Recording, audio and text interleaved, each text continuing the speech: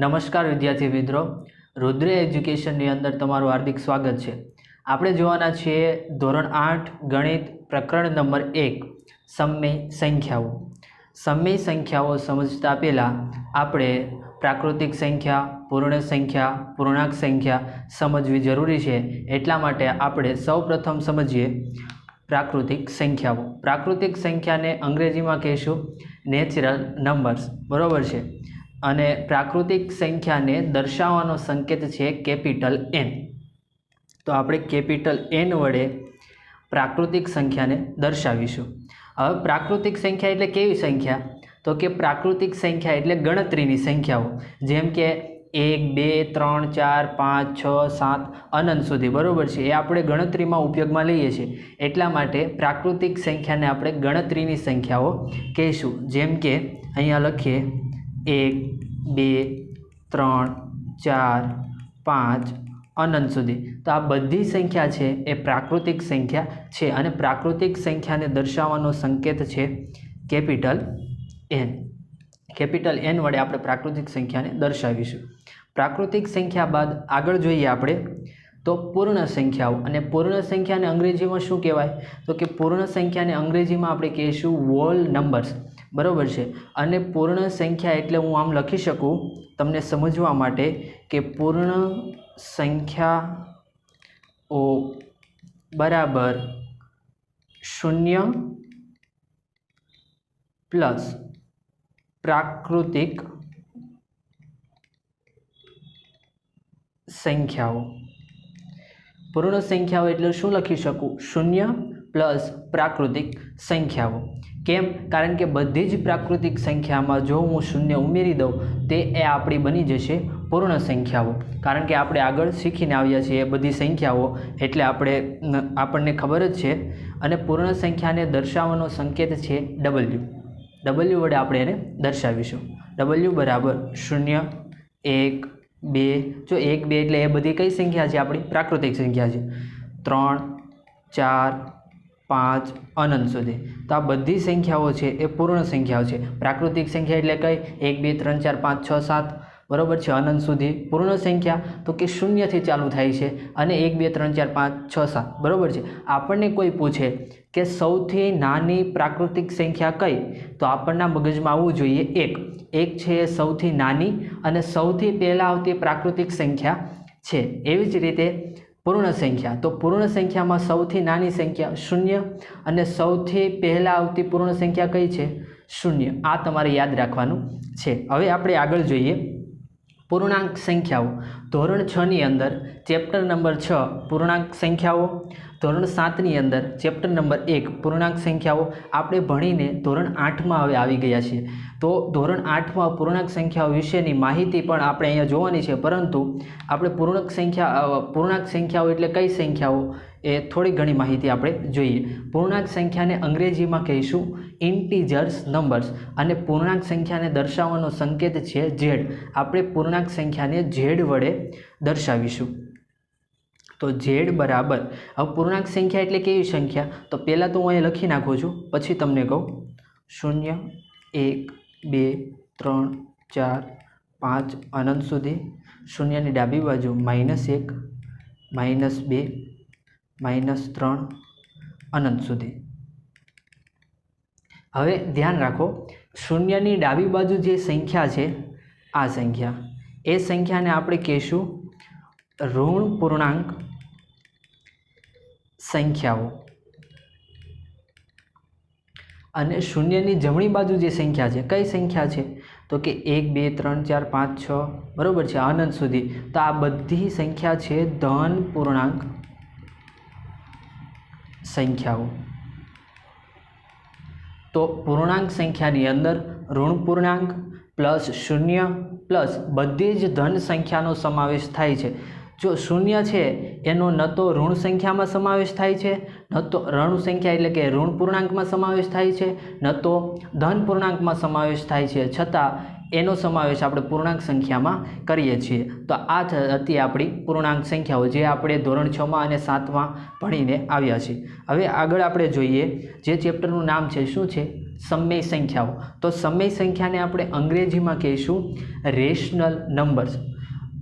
સમય સંખ્યા એટલે કેવી સંખ્યા? તો કે જે સંખ્યાને p/q સ્વરૂપે લખી શકાય તેવી સંખ્યાને આપણે કહીશું સમય સંખ્યાઓ। હવે પ્રશ્ન એ થાય કે p/q છે, એમાં p અને q છે શું? તો કે p છે અને q છે એ બંને આપણી પૂર્ણાંક સંખ્યાઓ જ છે। જ્યાં p અને q એ પૂર્ણાંક સંખ્યાઓ છે, પરંતુ અહીંયા તમારે ધ્યાન એ રાખવાનું છે સમય સંખ્યા એટલે કેવી સંખ્યા? તો અહીં લખીએ p/q, એમાં જે આ q છે એ નોટ ઇક્વલ ટુ 0 હોવો જોઈએ। શું કામ 0? તો આપણે ઉદાહરણ લઈ લઈએ। એક્ઝામ્પલ તરીકે p ની જગ્યાએ આપણે લઈ લઈએ 4 અને q ની જગ્યાએ લઈ લઈએ 0, તો 4/0 થઈ ગયું। તો 4/0 એનો મતલબ એમ થાય કે આ ઇન્ફાઇનાઇટ છે, કોઈ પણના છેદમાં 0 હોય તો એ સંખ્યા થઈ જાય ઇન્ફાઇનાઇટ। એટલા માટે q છે એ નોટ ઇક્વલ ટુ 0 હોવો જોઈએ।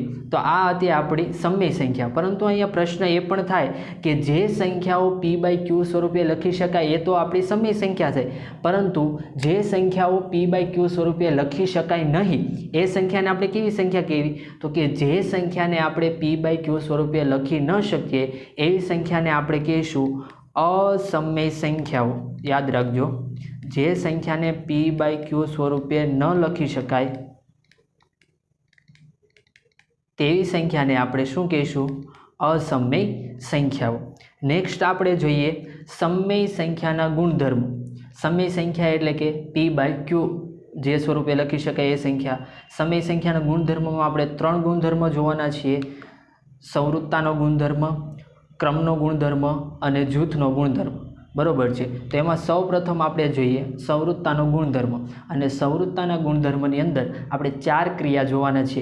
કઈ કઈ ક્રિયા? સરવાળાની ક્રિયા, બાદબાકીની ક્રિયા, ગુણાકારની ક્રિયા અને ભાગાકારની ક્રિયા। તો સૌપ્રથમ આપણે અહીંયા જોઈએ સરવાળાની ક્રિયા। હવે સંવૃત્તાનો ગુણધર્મ કઈ રીતે? તો કે કોઈ પણ બે આપણે કોના ગુણધર્મ જોઈએ છે? સમય સંખ્યાના ગુણધર્મ।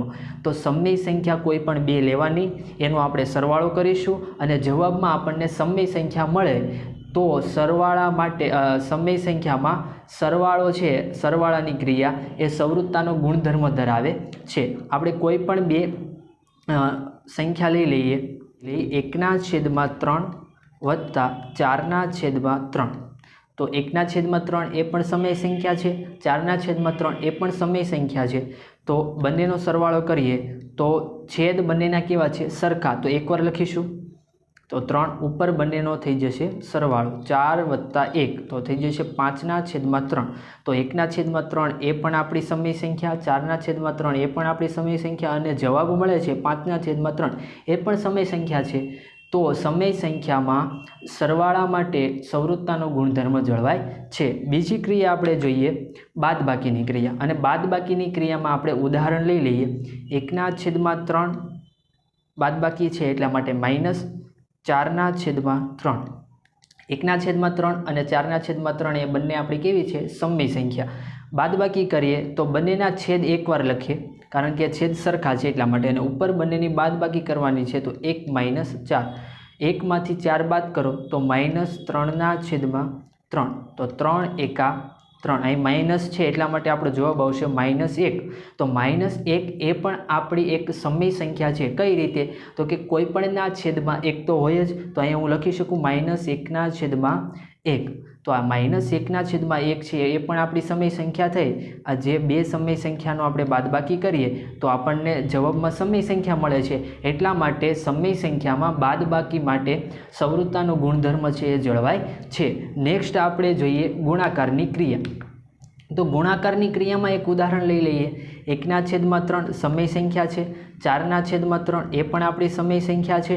હવે જવાબ જોઈએ, જો સમય સંખ્યા મળે તો સમય સંખ્યામાં ગુણાકાર માટે સંવૃત્તાનો ગુણધર્મ જળવાય છે। તો છેદમાં 3 × 3 અને ઉપર છે 1 × 4, તો 1 ગુણ્યા 4 એટલે 4, છેદમાં 3 ગુણ્યા 3 એટલે થઈ જશે 9. તો 4/9. તો 4/9 છે એ આપણી કેવી સંખ્યા છે? સમય સંખ્યા. તો ગુણાકાર માટે પણ સંવૃત્તાનો ગુણધર્મ જળવાય છે. હવે આપણે જોઈએ ભાગાકાર માટે સંવૃત્તાનો ગુણધર્મ. તો ભાગાકાર માટે સંવૃત્તાનો ગુણધર્મ જળવાય છે કે નથી જળવાતો એ આપણે જોઈએ. ઉદાહરણ લઈ લઈએ 1/3 એનો ભાગાકાર કરવાનો છે 4/3 સાથે. હવે અહીંયા જુઓ 1/3 અહીં જે ભાગાકારની નિશાની છે ને એને મારે ગુણાકારની નિશાનીમાં ફેરવવું હોય તો જે આ સંખ્યા છે 4/3 એને વ્યસ્ત થઈ જાય. કઈ રીતે? 3/4 થઈ જશે. અહીં 4/3 છે તો 3/4 થઈ જાય. 1/7 હોય તો 7/1 થઈ જાય. 5/2 હોય તો 2/5 થઈ જાય. જો ભાગાકાર હોય અને ગુણાકાર કરું તો અહીંયા ભાગાકાર હતો, મેં ગુણાકાર કર્યું 4/3 હતી તો આપણે કર્યું 3/4.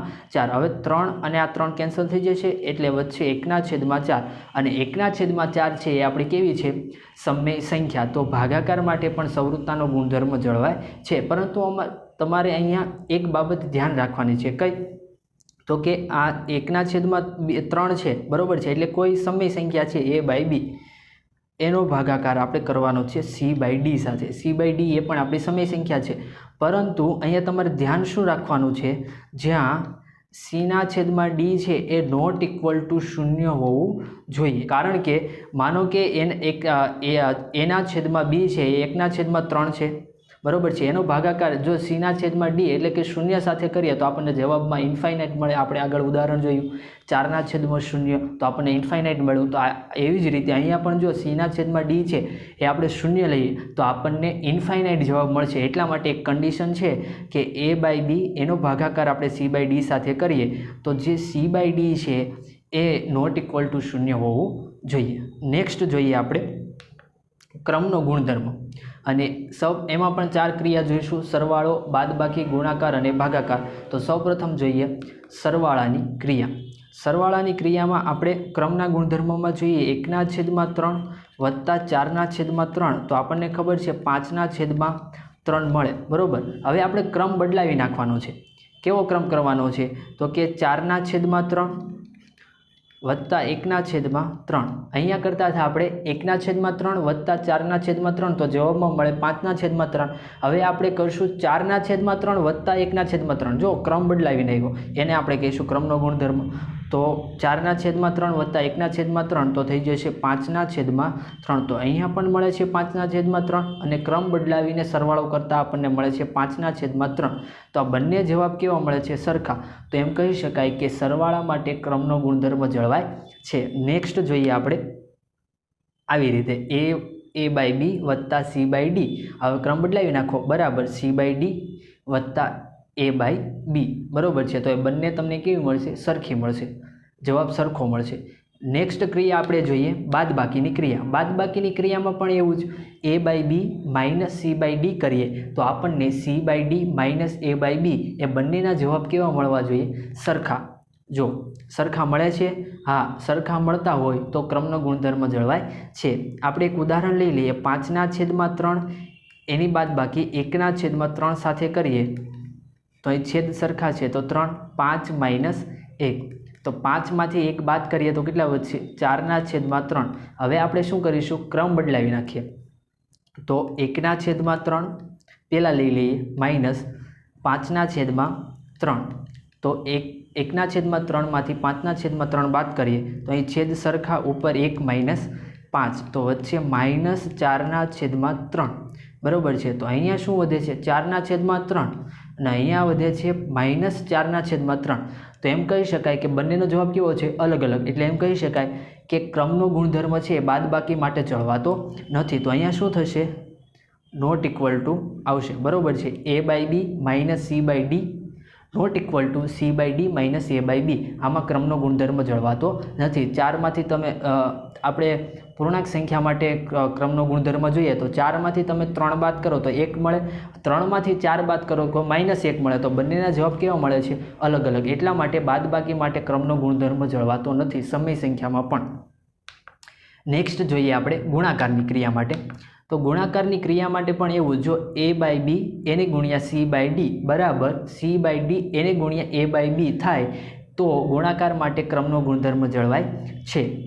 જોઈએ આપણે એક ઉદાહરણ દ્વારા 1/3 એને ગુણ્યા 4/5 તો ગુણાકાર કરવાનો છે એટલે ઉપર 1/4 નીચે 3/5 ચાલો 1/4 એટલે 4 3 5 15 બરાબર છે તો 4/15 જવાબ આવ્યો। હવે આપણે ક્રમ ફેરવી નાખીએ। સૌપ્રથમ શું લખીશું 4/5 એને ગુણ્યા 1/3 તો અહીંયા થઈ જશે 5/3 અને અહીંયા 4/1 તો 4/1 એટલે 4 અને 5 તેરી 15 તમે ક્રમ ફેરવીને પણ ગુણાકાર કરો તો જવાબ કેવા આવે છે સરખા બરાબર છે। તો ગુણાકાર માટે ક્રમનો ગુણધર્મ જળવાય છે તો આમ લખી શકાય a/b એને ગુણ્યા c/d બરાબર c/d ગુણ્યા a/b। નેક્સ્ટ જોઈએ ભાગાકાર માટે જળવાય છે કે નથી જળવાતો। જળવાતો હોય તો કઈ રીતના થવું જોઈએ a/b એનો ભાગાકાર c/d બરાબર c/d એનો ભાગાકાર આપણે કરીશું a/b સાથે। લઈ લઈએ આપણે અહીંયા 2/3 એનો ભાગાકાર કરીએ આપણે 3/4 સાથે બરાબર તો 2/3 હવે ભાગાકારની નિશાની આપણે ગુણાકારમાં ફેરવું હોય તો આગળ જોયું એ જ રીતે વ્યસ્ત સંખ્યા કરી નાખવાની 4/3 થઈ જશે તો કેટલા થાય 4 2 8 અને છેદમાં 3 તેરી 9 તો 8/9 હવે આપણે શું કરીશું ક્રમ ફેરવી નાખીએ 3/4 એનો ભાગાકાર આપણે કરીએ 2/3 સાથે બરાબર તો 3/4 હવે જ્યાં ભાગાકાર છે એને ગુણાકારમાં ફેરવવું હોય તો શું કરવાનું વ્યસ્ત સંખ્યા થઈ જાય તો 2/3નું શું થઈ જશે 3/2 ચાલો 3 તેરી 9 છેદમાં 4 2 8 તો અહીંયા તમે ક્રમ ફેરવો તો જવાબ કેવા મળે છે જુદા જુદા મળે છે। એનો મતલબ એમ કે ભાગાકાર માટે ક્રમનો ગુણધર્મ જળવાતો નથી તો આ કન્ડિશનમાં અહીં વચ્ચે શું આવશે નોટ ઇક્વલ ટુ આવશે a/b એનો ભાગાકાર c/d સાથે કરો અને c/d એનો ભાગાકાર તમે a/b સાથે કરો તો જવાબ સરખા આવતા નથી। નેક્સ્ટ આપણે જોઈએ જૂથનો ગુણધર્મ એમાં પણ 4 ક્રિયા જોવાના છે સરવાળાની બાદબાકીની ગુણાકારની અને ભાગાકારની। તો સૌપ્રથમ આપણે જોઈએ સરવાળાની ક્રિયા। સરવાળાની ક્રિયામાં આપણે એક ઉદાહરણ લઈ લઈએ 1/3 એનો સરવાળો આપણે કરીશું 2/3 વત્તા 4/3। હવે જૂથનો ગુણધર્મ તેમાં જો આગળ જૂથ તો જૂથ બનાવીને આપણે સરવાળો કરવાનો છે। કઈ રીતના જૂથ બનાવીશું તો કે 1/3 અને 2/3નું સૌપ્રથમ જૂથ બનાવી દઈએ અને સરવાળો કરીએ પછી શું કરીશું તો કે 2/3 વત્તા 4/3 પછી તો કે પાછળની જે બે સંખ્યા છે 2/3 અને 4/3 આ બંનેનું આપણે શું કરીશું જૂથ બનાવી દઈશું તો બંનેના જૂથ બનાવીને પછી સરવાળો કરીએ જવાબ સરખો મળે છે। જો જવાબ સરખો મળતો હોય તો જૂથનો ગુણધર્મ જળવાય છે અને એને કઈ રીતના લખી શકાય a/b વત્તા c/d વત્તા e/f એમાં જો પેલું જૂથ અને પછી લાસ્ટમાં બે સંખ્યા છે એનું જૂથ બંનેના જવાબ સરખા આવે તો સરવાળાની ક્રિયા માટે જૂથનો ગુણધર્મ જળવાય છે। અહીં સરવાળો કરીને જોઈએ 1/3 વત્તા 2/3 વત્તા 4/3 પેલું જૂથ છે 1/3 વત્તા 2/3 તો સરવાળો કરીએ 3/3 થઈ જશે વત્તા 4/3 ફરી સરવાળો કરીએ લસા 3 આવશે ઉપર 3 વત્તા 4 તો કેટલા થઈ જશે 7/3 તો અહીંયા આવે છે 7/3। હવે જોઈએ આમાં 7/3 આવે છે 1/3 વત્તા આ જૂથનો સરવાળો કરો તમે તો 2/3 વત્તા 4/3 એટલે થઈ જશે 6/3 તો હવે બરાબર 7/3 તો જવાબ કેવા આવે છે સરખા આવે છે। તો જવાબ સરખા આવે તો સરવાળા માટે જૂથનો ગુણધર્મ જળવાય છે। નેક્સ્ટ જોઈએ આપણે બાદબાકીની ક્રિયા માટે। બાદબાકીની ક્રિયા માટે પણ a/b minus c/d minus e/f માં પેલું જૂથ અને પછી છેલ્લે જૂથ એ બંનેના જવાબ સરખા આવે તો જૂથનો ગુણધર્મ જળવાય છે। ન આવે તો વચ્ચે શું આવવું જોઈએ બરાબરની જગ્યાએ નોટ ઇક્વલ ટુ બરાબર છે। તો ઉદાહરણ લઈ લઈએ આપણે 1/3 એને માઇનસ 2/3 એની બાદબાકી કરશું 4/3 સાથે તો પહેલાં આ જૂથ બનાવી લઈએ પછી બીજું જૂથ બનાવીએ 2/3 માઇનસ 4/3 આ બંનેના જવાબ જોઈએ સરખા આવે છે કે નથી આવતા તો 1/3 માઇનસ 2/3 કરીએ તો માઇનસ 1/3 મળશે એની બાદબાકી કરવાની છે 4/3 સાથે તો તો અહીંયા જુઓ 3 ઉપર -1 -4 તો કેટલા થઈ જશે -5/3। હવે અહીંયા -5/3 જવાબ આવે છે જોઈએ તો 1/3 -2/, હવે આનો ગુણાકાર આપણે જો આનો બાદબાકી કરવાની છે બીજા જૂથની, તો છેદ સરખા 2 - 4 એટલે -2 વધશે, 1/3 અહીંયા માઇનસ માઇનસ થઈ જશે પ્લસ 2/3। હવે આનું કરવાનો છે સરવાળો ને ઉપર થઈ જશે 1 + 2 એટલે કેટલા થઈ જશે 3/3 એટલે 1 એટલે કઈ રીતના લખી શકાય 1/1।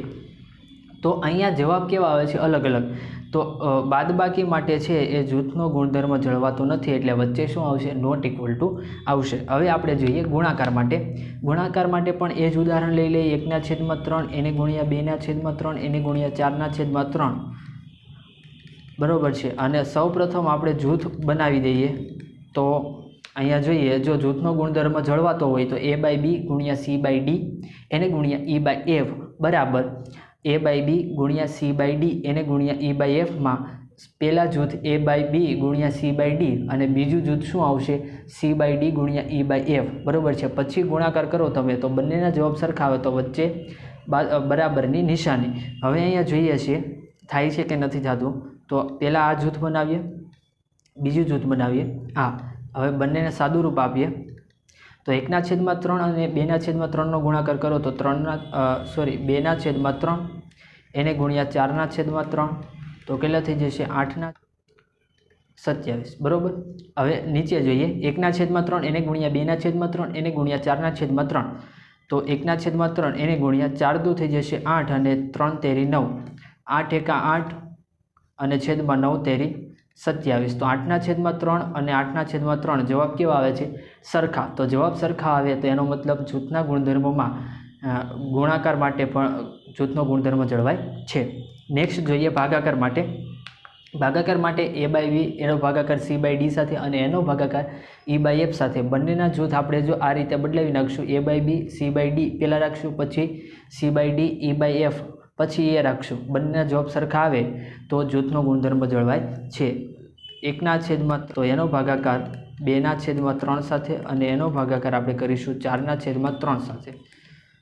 તો પહેલાં તો આ જૂથ પછી 1/3 એનો ભાગાકાર 2/3 અને એનો ભાગાકાર 4/3 સાથે પછી આ જૂથ બરોબર છે। પહેલાં આ ઉદાહરણ લઈએ 1/3 અને 2/3 છે તો અહીં ગુણાકારની નિશાની કરી નાખું તો વ્યસ્ત સંખ્યા થઈ જશે 3/2। ચાલો આ 3 અને આ 3 કેવા થઈ જશે ઉડી જશે તો 1/2 એનો ભાગાકાર આપણે કરીશું 4/3 સાથે તો 1/2 અહીં ભાગાકાર છે તો ગુણાકાર કરું તો શું થઈ જશે 3/4 તો 3 એકા 3 અને 4 દુ 8 તો 3/8 જવાબ આવે છે। અહીંયા આવે છે 3/8 જોઈએ 1/3 એનો ભાગાકાર 2/3 અહીંયા જો ભાગાકાર છે તો હું ગુણાકારની નિશાનીમાં ફેરવી દઉં એટલે 3/4 ભાગ ઉડે છે 2 દુ 4 અહીંયા 3 3 ઉડી જશે તો અહીંયા વચ્ચે 1/2 બરોબર તો 1/3 1/2 વધે છે અહીંયા કાંઈ નથી તો 1/2 હવે ગુણાકાર કરું અહીં ભાગાકાર છે ગુણાકાર કરું તો 2/1 થઈ જશે તો અહીંયા જવાબ આવે છે 2/3 ને અહીંયા જવાબ આવે છે 3/8 તો મતલબ એમ કે બંનેનો જવાબ કેવો આવે છે અલગ અલગ। તો જૂથના ગુણધર્મ ભાગાકાર માટે જૂથનો ગુણધર્મ જળવાતો નથી એટલે અહીંયા શું આવશે નોટ ઇક્વલ ટુ આવશે। નેક્સ્ટ જોઈએ આપણે સમમેય સંખ્યા માટે ગુણાકારનું સરવાળા પર વિભાજન કઈ રીતે, તો આપણે આગળ શીખી ગયા કે 2 ગુણ્યા જો x + 3 હોય, એક એક્ઝામ્પલ આપું 2 ગુણ્યા x + 3 હોય તો ગુણાકાર છે એ આપણે x સાથે પણ કરીશું અને 2નો ગુણાકાર આપણે 3 સાથે પણ કરીશું। કઈ રીતે 2 ગુણ્યા x એટલે 2x વત્તા 2 ગુણ્યા 3 એટલે 6 તો 2x + 6 આવું જ સમય સંખ્યામાં પણ હોય છે। કઈ રીતે તો ઉદાહરણ લઈ લઈએ એક સમય સંખ્યાનું 1/3 એને ગુણ્યા 2/3 એને વત્તા 4/3 તો 1/3 છે એનો ગુણાકાર થશે 2/3 સાથે પણ અને એનો જ ગુણાકાર 4/3 સાથે પણ થશે. કેમ? કારણ કે અહીં સરવાળાની નિશાની છે એટલા માટે. તો કરીએ 1/3 ગુણ્યા 2/3. સરવાળાની નિશાની છે તો સરવાળાની નિશાની 1/3 ગુણ્યા 4/3. 1/3 ગુણ્યા 2/3 તો થઈ જશે 2/9 વત્તા 4/9. હવે અહીંયા લસા કેટલો આવશે? 9, કારણ કે સરવાળો છે 2 વત્તા 4 તો 6/9. ભાગ ઉડે 3 દુ 6 અને 3 તેરી 9. તો આ 3 ઉડી જશે. તો આપણે જવાબમાં શું વધ્યું? 2/3. બરાબર છે. તો આ રીતે સમય સંખ્યા માટે ગુણાકારનું સરવાળા પર વિભાજન થાય છે. એક તમને અહીંયા હોમવર્કમાં આપું છું, જ્યાં અહીંયા પ્લસની નિશાની છે ત્યાં તમારે બાદબાકીની નિશાની કરીને જવાબ તમારે કોમેન્ટ બોક્સની અંદર આપવાનો છે. નેક્સ્ટ જોઈએ આપણે સંખ્યાની વિરોધી સંખ્યા. તો અહીંયા કેટલીક તમને સંખ્યા આપી છે 3x -a p/q અને -p/q. તે સંખ્યાની વિરોધી સંખ્યા શું થાય? તો જુઓ, અહીંયા હું લખું છું 3, તો એની વિરોધી સંખ્યા જો +3 હોય તો એની વિરોધી સંખ્યા -3. તો અહીંયા લખીએ -3. એવી જ રીતના +x હોય તો -x પ્લસ a છે, અહીંયા -a છે તો શું થઈ જશે? હવે પ્લસ તો માઇનસ તો માઇનસ તો પ્લસ, તો -a છે તો અહીં થઈ જશે +a. હવે +a લખવાની જરૂર નથી, કારણ કે આ પ્લસ હોય તો આગળ નિશાની કરો કે ન કરો બધું સરખું. p/q છે તો એની વિરોધી સંખ્યા અહીં +p/q, તો અહીંયા થઈ જશે -p/q. અને -p/q હોય તો શું થઈ જાય?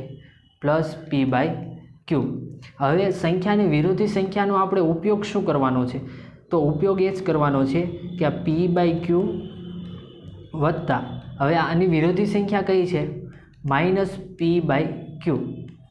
તો આ બંનેનો તમે સરવાળો કરો તો જવાબ તમને હંમેશા 0 મળશે. આ તમારે યાદ રાખવાનું છે. કોઈ પણ સંખ્યાની વિરોધી સંખ્યાનો તમે સરવાળો કરો તો તમને જવાબમાં 0 મળે છે. એવી જ રીતના આપણે જોઈએ વ્યસ્ત સંખ્યા. અહીંયા કેટલીક વ્યસ્ત સંખ્યા આપી છે, જુઓ તમે 3x - a 3/7 p/q. બરાબર છે. વ્યસ્ત સંખ્યા આની તમારે લખવાની છે. તો આપણે લખીએ, અહીં 3 છે તો એના છેદમાં 1 હશે. આપણે આગળ જોયું કોઈ પણના છેદમાં 1 હોય. x છે તો એના છેદમાં પણ 1 હશે. -a છે તો એના છેદમાં પણ 1 હશે. બરાબર છે. તો આની વ્યસ્ત સંખ્યા શું થાય? 3/1 હોય તો એની વ્યસ્ત સંખ્યા થઈ જાય 1/3. x/1 છે તો એની વ્યસ્ત સંખ્યા 1/x. -a/1 છે તો એની વ્યસ્ત સંખ્યા -1/a. બરાબર. અહીં માઇનસ તમે -1 સાથે પણ રાખી શકો અને માઇનસની નિશાની છે એ -a સાથે પણ રાખી શકો. એટલે કે a સાથે પણ માઇનસની નિશાની રાખી શકો અને 1ની સાથે પણ માઇનસની નિશાની રાખી શકો છો.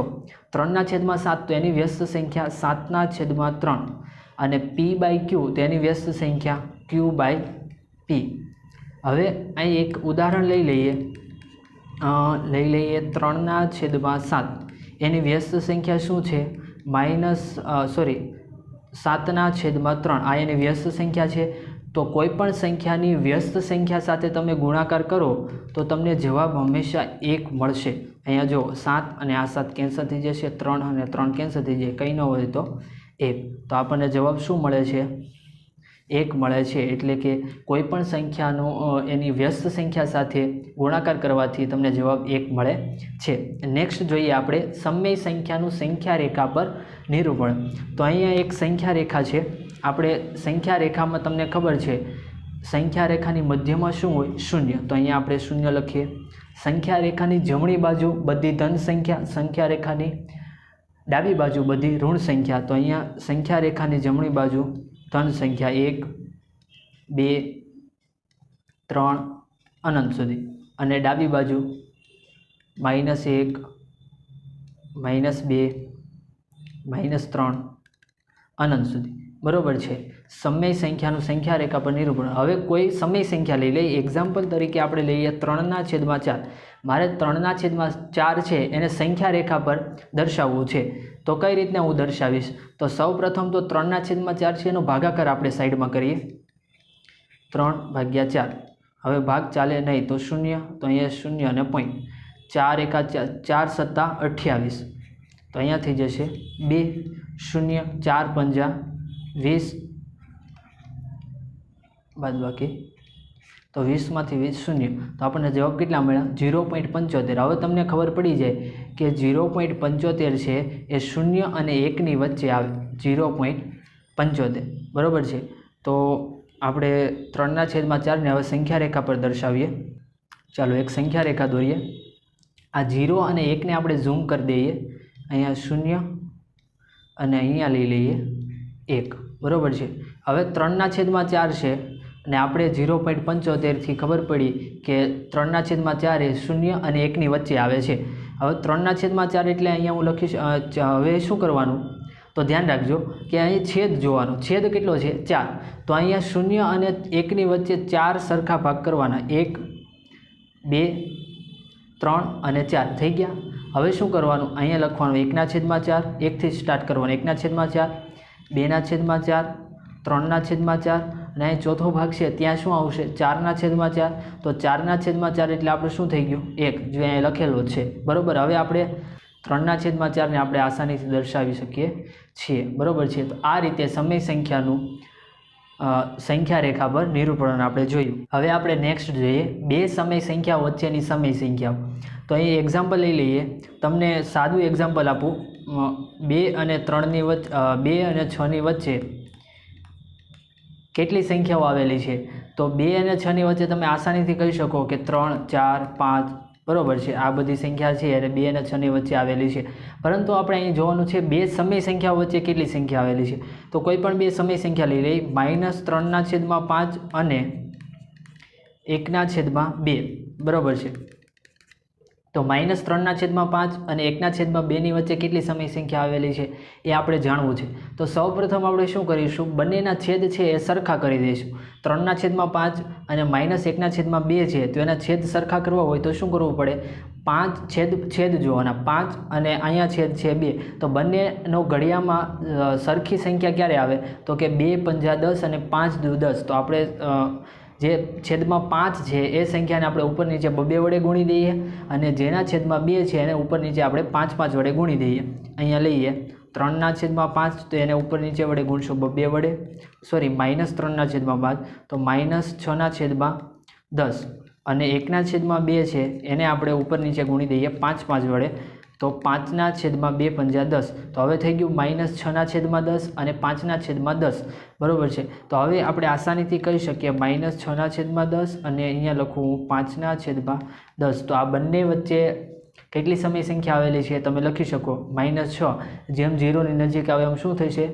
-5 આવશે. તો -5/10, -4/10, -3/10, -2/10, -1/10, 0, 1/10, 2/10, 3/10 અને 4/10 ને આ થઈ ગયું 5/10.